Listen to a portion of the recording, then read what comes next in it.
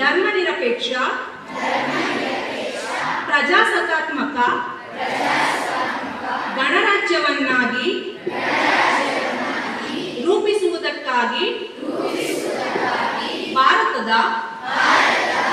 ಎಲ್ಲ ಪ್ರಜೆಗಳಿಗೆ ಸಾಮಾಜಿಕ, ಆರ್ಥಿಕ ಮತ್ತು ರಾಜಕೀಯ ನ್ಯಾಯವನ್ನು ವಿಚಾರ, ಅಭಿವ್ಯಕ್ತಿ, ನಂಬಿಕೆ, ಧರ್ಮ ಮತ್ತು ಉಪಾಸನೆಯ ಸ್ವಾತಂತ್ರ್ಯವನ್ನು ಸ್ಥಾನಮಾನ ಮತ್ತು ಅವಕಾಶಗಳ ಸಮಾನತೆಯನ್ನು ದೊರೆಯುವಂತೆ ಮಾಡುವುದಕ್ಕಾಗಿ ವ್ಯಕ್ತಿ ಗೌರವ, ದೇಶದ ಏಕತೆ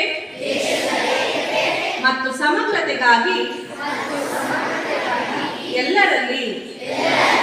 ಭ್ರಾತೃತ್ವ ಭಾವನೆಯನ್ನು ಮೂಡಿಸುವುದಕ್ಕೆ ದೃಢ ಸಂಕಲ್ಪ ಮಾಡಿ ನಮ್ಮ ಸಂವಿಧಾನ ಸಭೆಯಲ್ಲಿ 1949ನೇ ಇಸವಿಯ ನವೆಂಬರ್ ತಿಂಗಳ